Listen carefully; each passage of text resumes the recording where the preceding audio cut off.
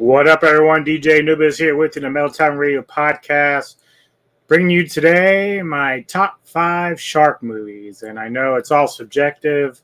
Everyone has their own favorites, but this is my top 5. Just going to give you a lowdown of my reasoning, why I picked them, and of course, who's in them and directed, and etc., etc. Do have one notable mention before I get into my top 5, and that is for 2003's Open Water. Like another one in my list, Open Water is basically based on a true story of a couple that are scuba diving with a tour, basically, and somehow they get separated from the group, and somehow the group doesn't account for them.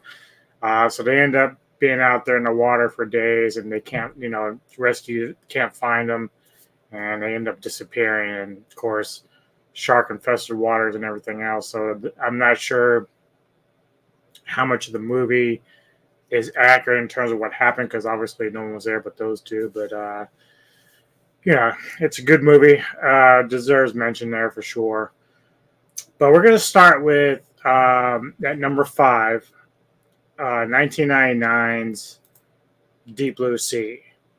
It's directed by Rennie Harlin, who also did Die Hard 2, Cliffhanger, The Long Kiss Goodnight. It stars Thomas Jane, Saffron Burrows, LL Cool J, Michael Rappaport, Stellan Skarsgård, and Samuel L. Jackson. And I will say there were some surprises in this for a couple reasons. There's some very good comedic moments by LL Cool J in this. I actually like him as an actor. There's an interesting thing with some of these hip-hop artists from the past, like Ice Cube, Ice-T, and all of them, who ended up going into acting, and they do actually a pretty good job while they're doing it. Cool J is in another film that I know Nick and I like called Any Given Sunday. He's just a really good actor among being a hip-hop artist as well. The plot for Deep Blue Sea is set in a isolated underwater facility. The film follows a team of scientists and their research mako sharks to help fight Alzheimer's disease. The situation plunges into chaos. Multiple genetically engineered sharks become really smart. That's where the tagline: bigger, faster, smarter. And so they end up flooding the facility, and of course the inhabitants have to try to find a way to get out and survive, and it's a bunch of chaos and craziness going on. Fun movie, popcorn movie. It's probably, I'm trying to think here, it's probably the one, like when it comes to the rest of the films on my list, the CGI is not as easily to spot, and a lot of times the footage that's used in these other films on my list are from real sharks.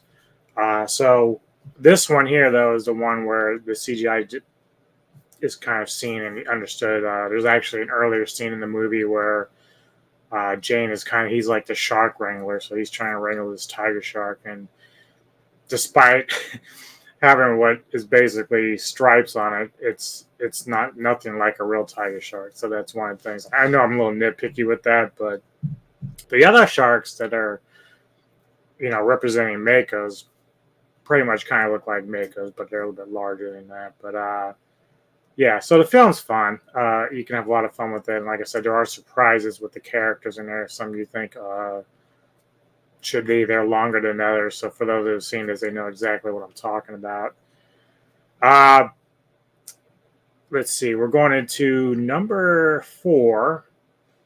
And this is going to probably shock a few people just because either one, you haven't heard of it, or two, the movie itself is lackluster in terms of plot, but I'll get into that. It's 2012's Dark Tide, directed by John Stockwell. And now you might know that name, which this is kind of surprising me because this isn't the first time you're going to hear from him in my list, but he was an actor who was on movies like Christine and Top Gun. Films that he's directed, of course, is Kickboxer, Vengeance, and Into the Blue. So, but this film here stars Haley Berry and Oliver Martinez. And I believe at the time of this movie was made, They were actually a married couple. I think they were married. But the plot is that Barry plays a woman named Kate who's a shark expert, what they call a shark whisperer. And so she's able to get in the water and free swim with these great whites, and but she has the ability to kind of understand their mannerisms. So if they're not acting right while they're on the boat, like they're just in a hungry or aggressive attitude, she won't swim with them if she doesn't recommend it. So anyway, early in the film, one of her companions, who she's close to, is actually attacked and killed by a shark. And so she kind of abandons this whole thing where she was doing like taking people out on tours to show them and all this other stuff. Her ex, who's played by Oliver, decides that he's got a lucrative deal with this billionaire guy who wants her to take him and his son out to go free diving with the great whites and what they call Shark Alley. Is a dangerous zone. For a little while, Kate is like pushing back. She doesn't want to do it. It's too dangerous. She's like, people shouldn't really mess around with this kind of stuff. But eventually, because of the bills and everything else that are piling up on her, she can't turn down the money. It's always coming down to money.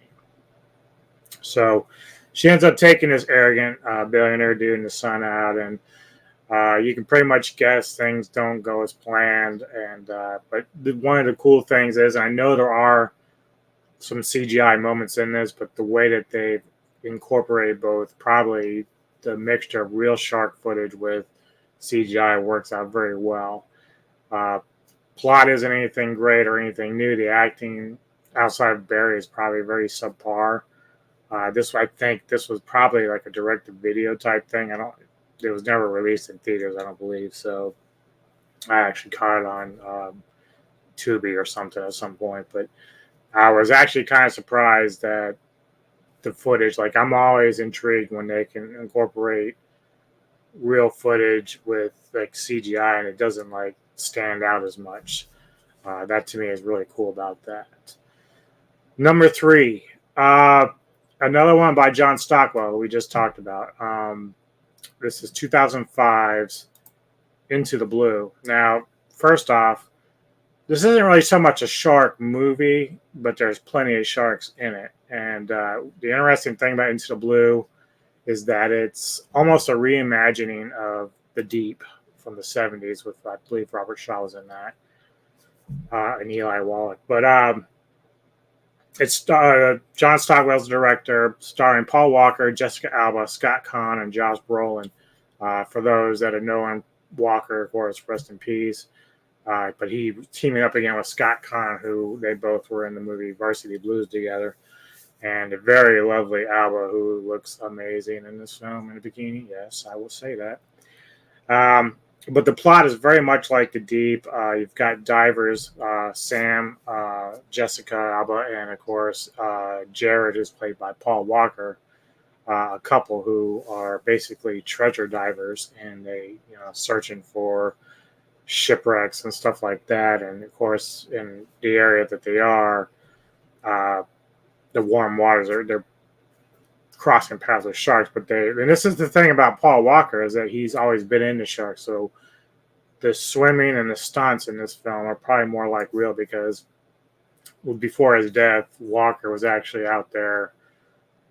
If you ever watch Shark Week or the Discovery Channel, he was out there tagging great whites with some of these guys, and I always thought that was cool. But he was always fascinated with sharks. And I think the same thing with Alba. I think she's actually been interviewed and quoted that she has a great respect for sharks. And the sharks that are definitely in this film are real. Now, how they got them to do some of the attacks, like I said, this might be a mixture of the real footage versus CGI, but it's fabulous. There's a shark attack on somebody in particular in my mind that I'm like, wow, that looks so legit. It's not corny. It's not anything. It looks legit. And the story plot line is actually very good. Like, if you ever saw The Deep, that, the whole like pirates and everything else, it just sort of falls in the same category. And Brolin plays a great villain in this, as he usually does. but Scott Conn and his girlfriend come, and they're friends of Walker's and Alpha, and so they discovered this like great shipwreck that's been missing for years and has like massive amount of like gold and stuff. So now they're trying to keep it secret from other people, and of course that doesn't work. So then shit gets real, and you get violent, and the pirates want to take all for themselves. It just turns into a clusterfuck, and of course, in the midst of all that, the sharks play their part. So yeah, so not necessarily so much about the sharks themselves, but they do have a important role in the film as far as like who's getting eaten, who's not.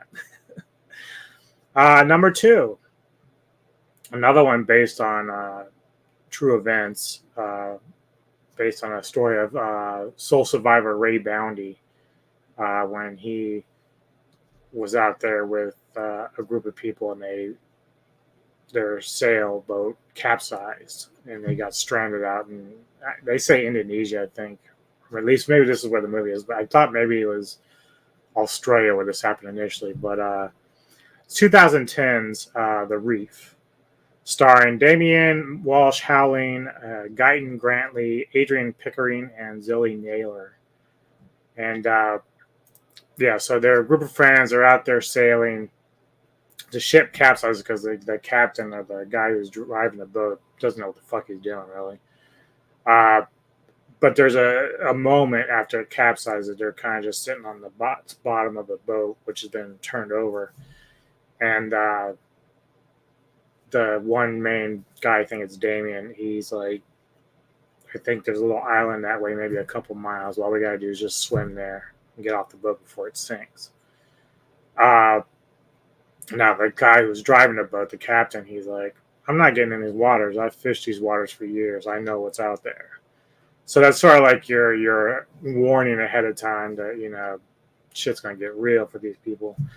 So the four of them get in the water and they start swimming. And, of course, at some point they start being stalked by a great white shark.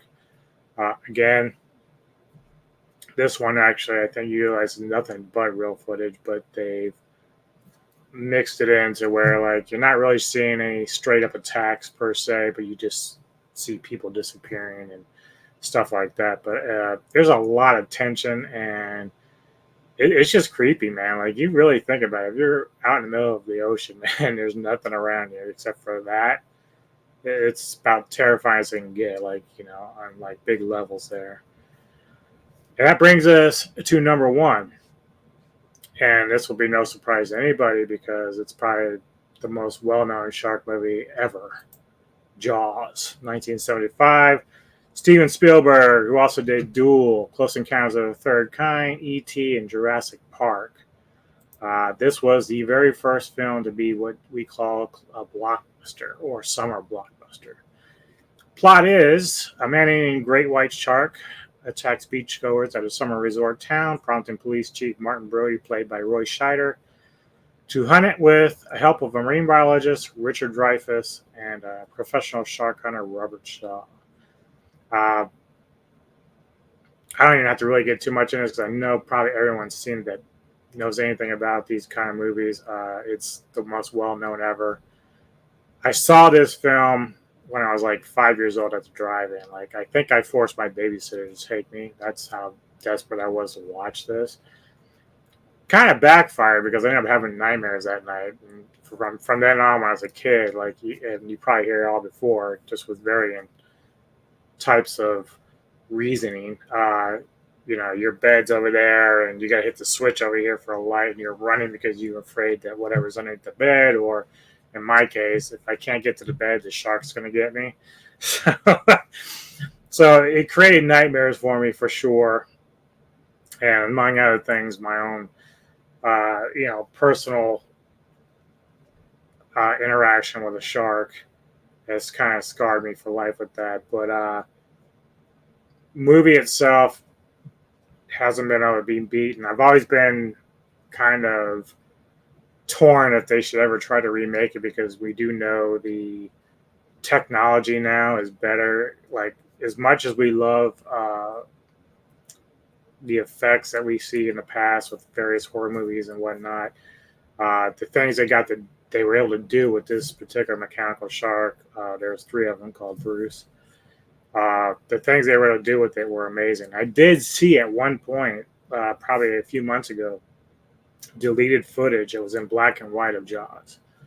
And I think to this day, we all agree that not seeing the shark most of the time actually benefited the movie because we just didn't know or see it except for certain points.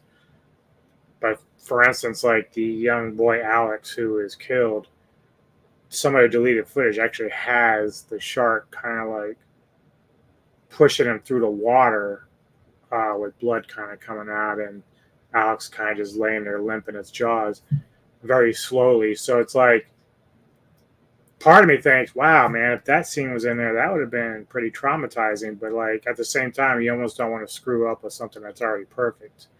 But I did find the footage that they had of Jaws and some of the more things that we saw with the shark itself being pretty cool. It's very creepy footage either way because there's no sound. It's just black and white. And it's the shark's just kind of slowly taking them across the screen. So it's like, that's creepy as shit. Love this film. Love these films in general. Like I said, some of them plot-wise are a little bit thin. But if you just enjoy the atmosphere of sharks in general, and I guess I want to call this somewhat realism of it all, like when you make shark films, you kind of do want to use as much real footage as you can to kind of make it believable. Jaws has its flaws with that a little bit, but we've kind of like owned it up, so we accept it for what it is because at the time that it was made.